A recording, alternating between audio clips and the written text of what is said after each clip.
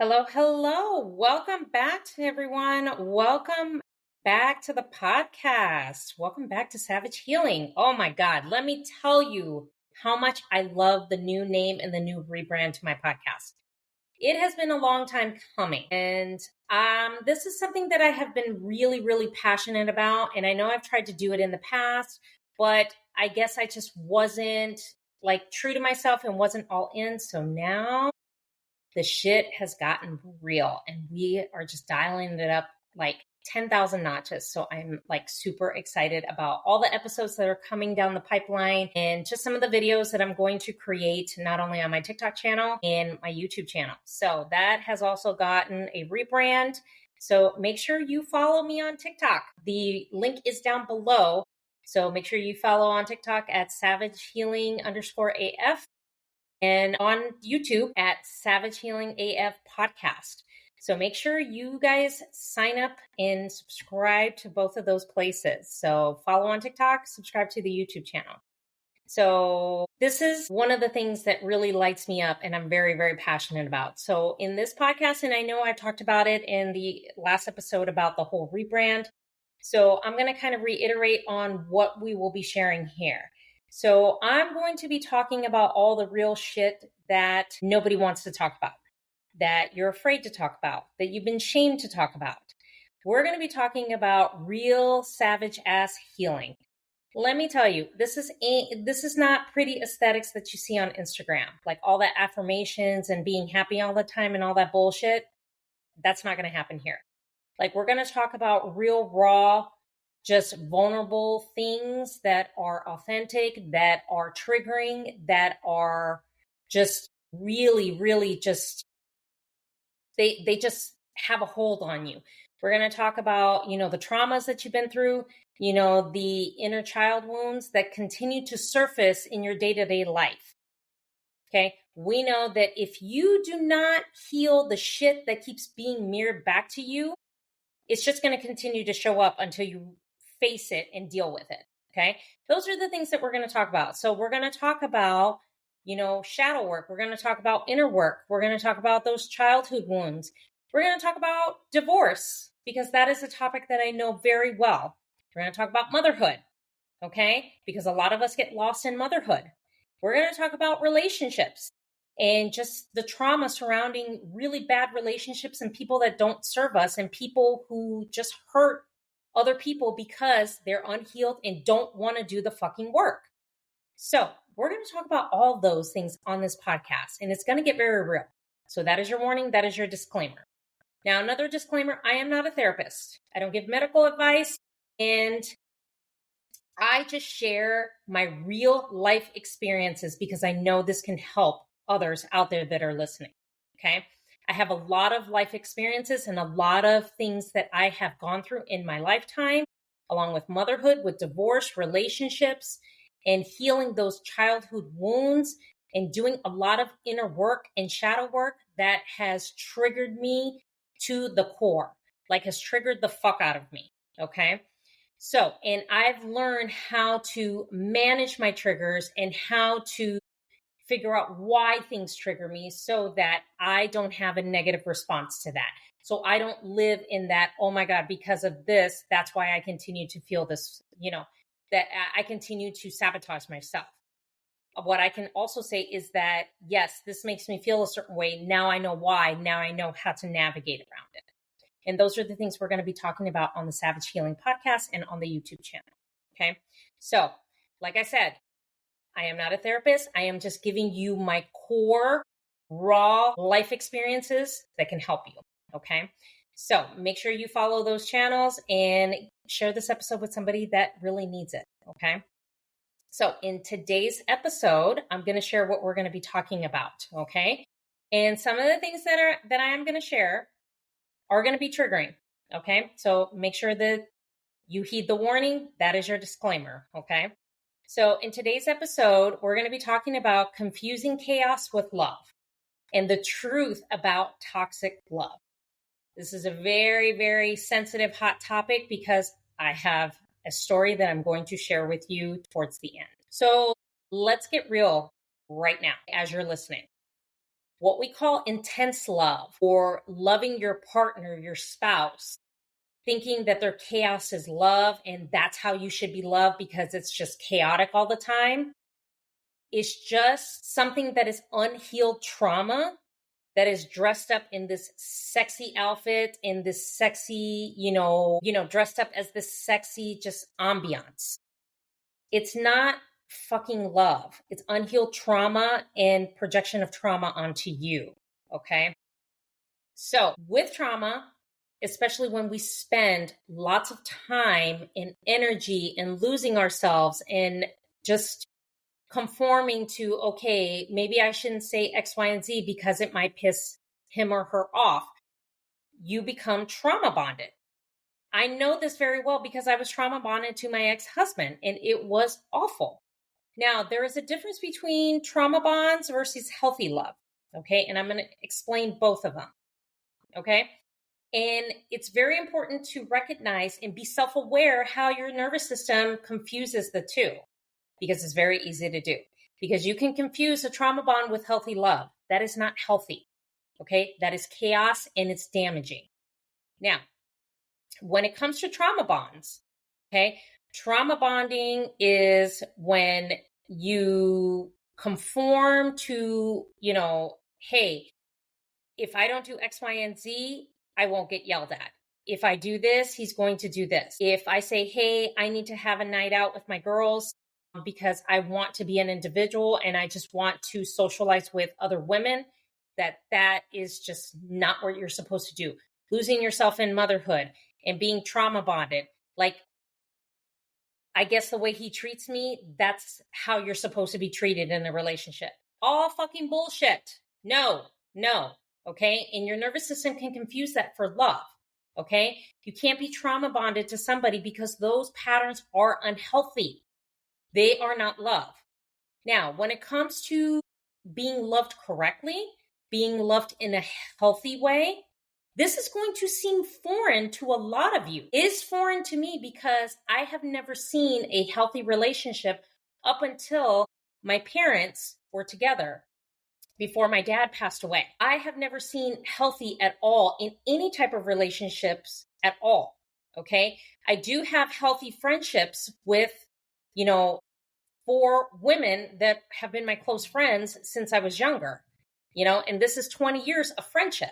Okay. But when it comes to men and relationships, I have never seen anything healthy up until my parents. Okay. My stepdad and my mom. That was a very healthy relationship. It was never perfect because relationships are not perfect. Okay. It will seem foreign to you because if you've never had a healthy relationship or seen examples of a healthy relationship and what healthy love is, it's going to be foreign to you. And it's going to be territory that is going to be very uncomfortable for you. I can tell you it's uncomfortable for me. Okay. Very uncomfortable for me because I've never had a true healthy relationship ever. And that stems from my childhood. That stems from my biological dad and the patterns that were created there that continue to mirror themselves in my day-to-day life that I have been working on and dealing with because I don't want to follow the same pattern and I'm trying to break that generational curse. Okay. So you have to know the difference so that your nervous system can regulate what is very toxic and trauma bonding versus what is healthy and nurturing. Okay. So what is healthy? Healthy love is not forced. Okay. When somebody loves you the correct way, they just do it in a way that is just, it's calm, it's peaceful. It feels right because your intuition is like, you know what? This is good. Okay. They show up for you. They do the things that they're supposed to do. They try to do their best every single day. So because they show up in the relationship. Relationships are work and you have to make a commitment to show up every single day to say, hey, I'm willing because I love this person and I'm willing to show up for them and be the best person I can for them. Not only for myself, but for them too. Okay.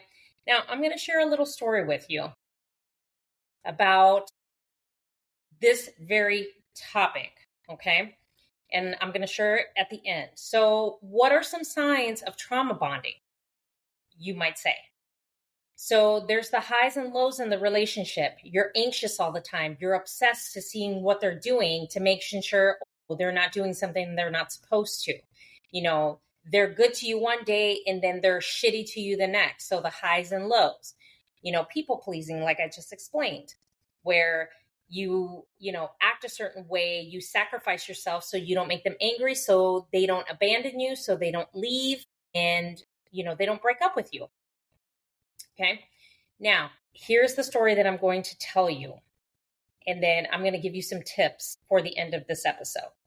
So, the time that I made the mistake for seeing chaos as love. Okay. So, I was in a relationship after I got divorced to my children's dad. So, it took me some time to kind of heal from that, because we all know that divorce is like mourning a death. It is, you go through those stages like mourning a death. And then finally, when you get to the acceptance stage, it's like, okay, you've already moved on and you have made peace with that divorce, which I did.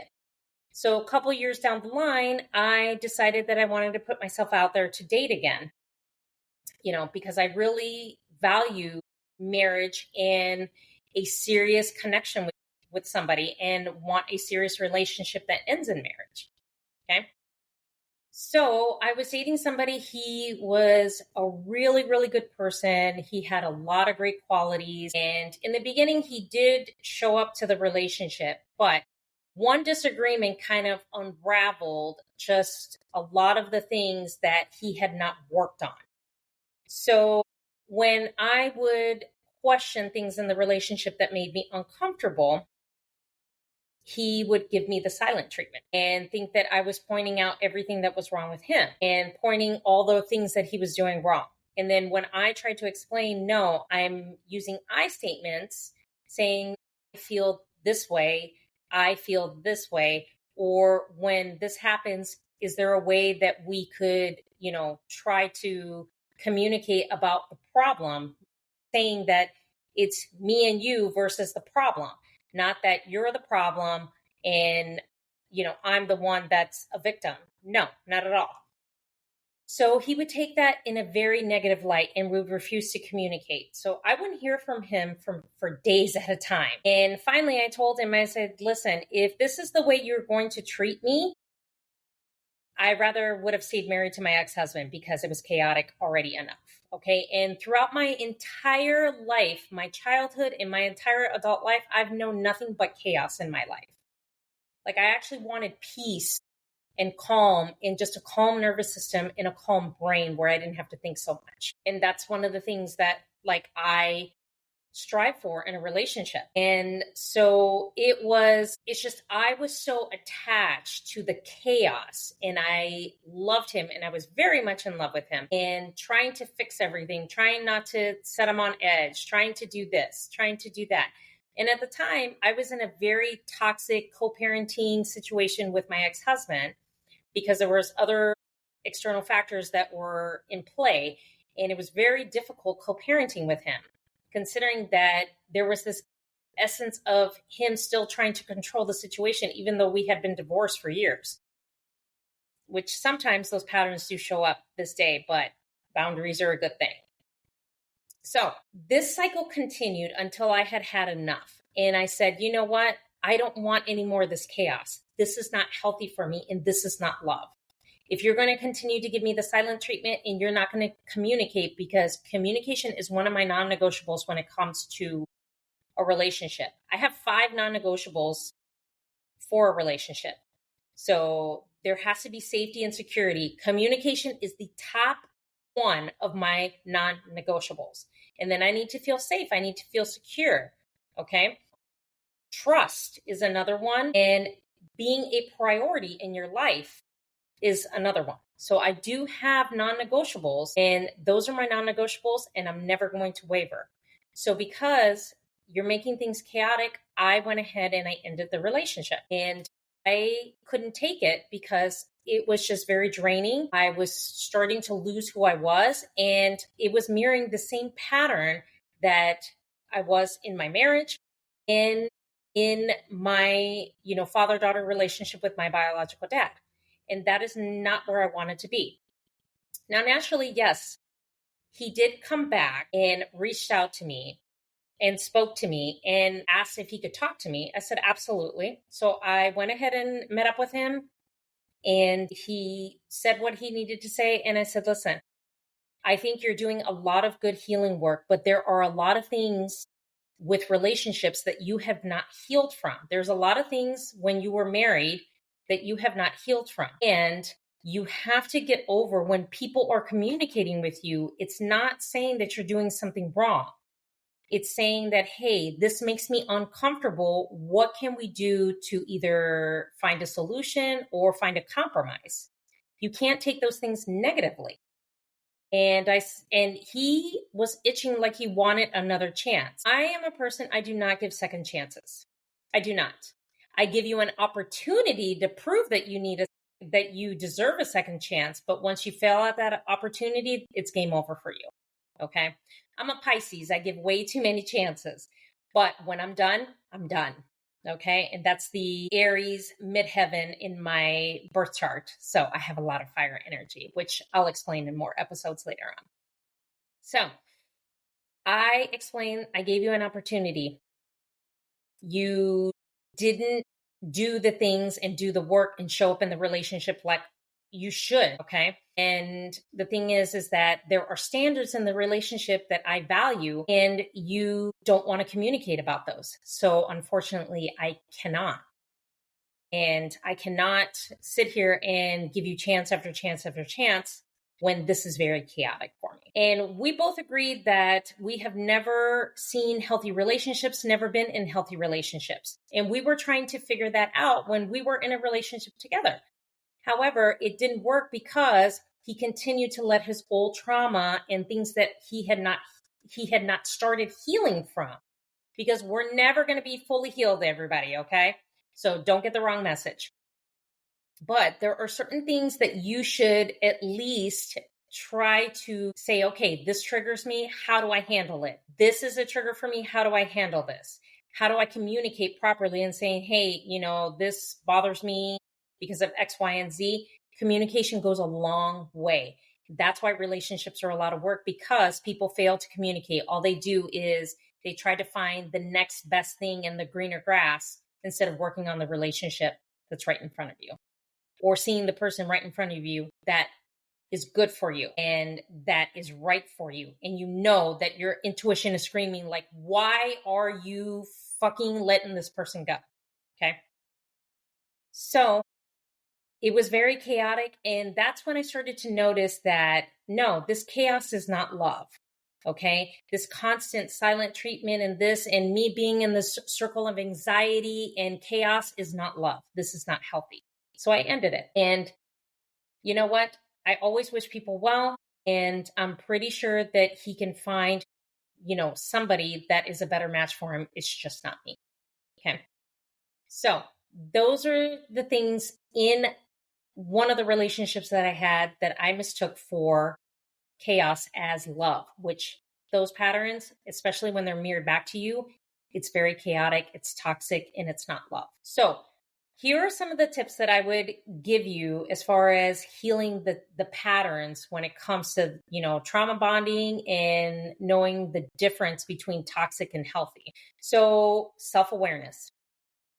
We have to be very self-aware of the patterns and what doesn't feel good to us. Okay. How does that person make you feel when tough conversations come up? Because tough conversations come up for every type of relationship.